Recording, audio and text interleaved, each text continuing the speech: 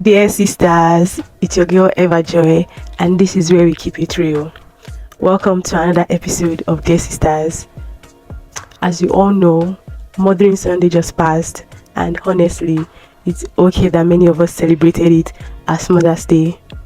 Everywhere you looked, people were saying Happy Mother's Day, pictures, tributes, appreciation posts, and gifts from family, friends, society, and of course our children.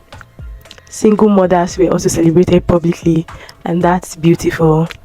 But privately, many mothers are exhausted, doubting themselves, struggling financially, emotionally stressed, and quietly wondering if they are truly doing right by their children. So today, I want to ask a quieter question, one that most people never ask, and one many mothers avoid asking themselves. Are you actually a happy mother? I'm not talking about the celebration, nor the compliments, the social media posts. I'm talking about you.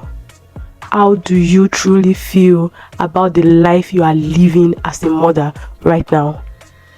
Because the truth is this, society celebrates the title of motherhood, but very few people talk about the experience of motherhood, especially for single mothers, and that experience can be heavy.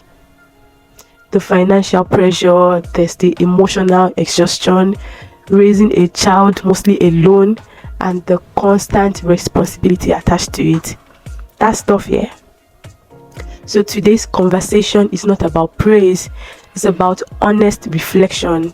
That by the end of this video, you will have the real questions you need to ask yourself to know whether you are truly showing up the way your child needs, even in difficult circumstances.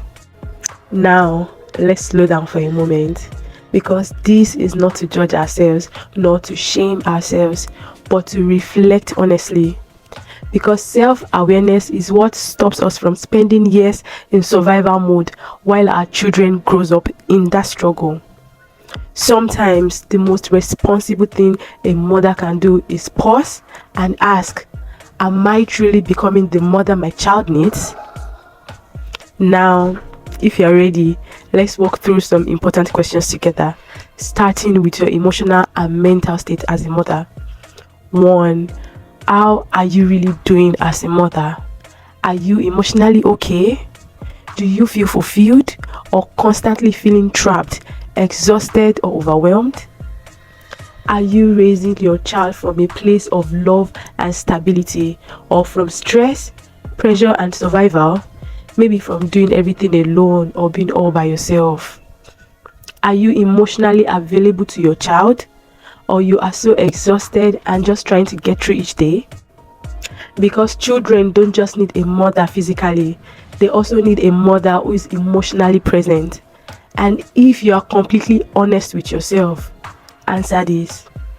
Does your child feel safe, loved, and emotionally secure with you? Beyond food, education, clothing, shelter, and healthcare, which I know is very, very important. Are your child's needs being met emotionally, financially, morally, and spiritually? Are you giving them emotional safety, guidance, discipline, affection, and conversation? Does your children confide in you? Do they come to you with questions about life in general? Do they feel secure in your love? Are they experiencing love, structure, and presence from you consistently? Or you are too overwhelmed to give these things regularly? Now, let's talk about another reality many mothers are facing right now, especially single mothers, and that's the economy. The economy is harder. Rent is rising, food prices are increasing, school fees is rising. Even two-parent households are struggling. So you ask yourself, how are you managing the pressure of not always having enough?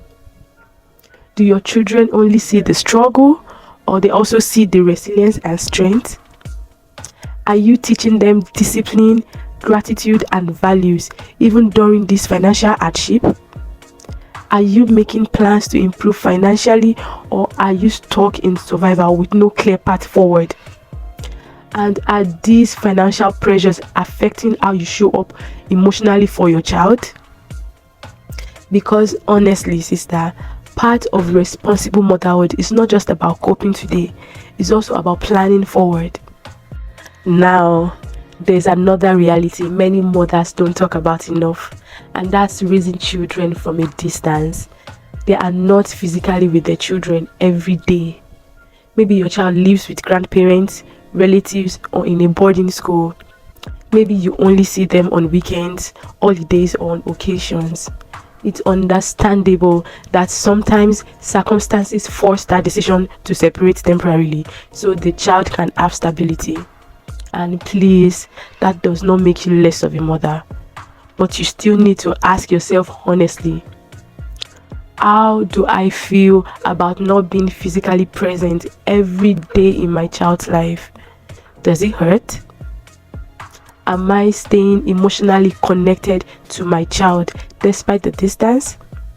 Am I involved in their decisions, guidance, and development? Do I intentionally call often, ask questions, guide them, and remind them that I love and support them? Do I check up on them unexpectedly to see the state of things for myself? Or has the distance slowly created emotional distance too? Am I comfortable with who is shaping my child's values, discipline, and worldview in my absence? And when my child thinks about home, do they still think about me first? Because sisters, motherhood is not just about physical proximity. It is consistent emotional presence, a connection, bond beyond limits. I remember I had a roommate during my undergrad, and our mother would always call every day to gist or talk. I witnessed this. She would always call, and then the father too sometimes would drop on the call, and they would call and they would talk to us, the roommates, and it was such a beautiful thing. An undergraduate at that age and a parent calling that child every day, and that's such a beautiful thing. That was amazing. Can we also emulate this with these little ones? Think about it. Another quiet struggle many mothers face is self-doubt and imposter syndrome. People say, "You're such a strong mother," but deep down, you're not sure. It sometimes feels like you're not doing enough. You question yourself, you feel like you're pretending to be strong while quietly feeling inadequate. You wonder, am I failing somewhere? Am I giving my child the life they deserve? This feeling is more common than we admit, sisters. I feel it sometimes too. But listen carefully. Reflection is not weakness, it is growth. It means you care enough about your child to want to do better. And in all of this, sister, don't forget you are still a person too. So ask yourself, are you growing as a person while raising your child? Or you have lost yourself completely just surviving? Are there areas of your life that needs adjustment but you haven't addressed yet? Are you repeating patterns from your own upbringing without even realizing it?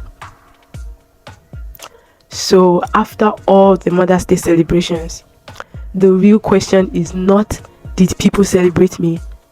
The real question is, am I intentionally becoming the type of mother my child needs? Not perfect, not flawless, but intentional. Because one day your child will look back, and what they will remember will not be the posts or the praises. They will remember how they felt growing up with you. If you were a good mother who was present, loving, and trying her best, or one who was emotionally distant because life was too heavy. So at the end of the day, being a good mother is not measured by applause from the society. It is measured by the life you are building with your child every single day. And if you're a mother, single or not, trying her best, doing her best, learning, reflecting, showing up even when it's hard, then understand this. Being a good mother is not about having everything figured out. It's about continuing to show up, continuing to grow, continuing to love your child with intention. And sometimes the most powerful thing a mother can do is pause, reflect honestly, and decide, from today, I will become even better. So I hope this video becomes something you can always come back to, a kind of blueprint for those moments when doubt and fear creeps in, when insecurities show up, when you feel like you're not doing enough, or even when you know you can do more. You can come back here, you reflect, you reset, and you keep going. My dear sisters, that brings us to the end of today's conversation, and I'm really glad you stayed with me this far. If this spoke to you in any way, please like, subscribe, and share it with a sister who needs this. I also love to hear your thoughts in the comments. Let's keep the conversation going. Until next time, I remain your sister, Eva Joy.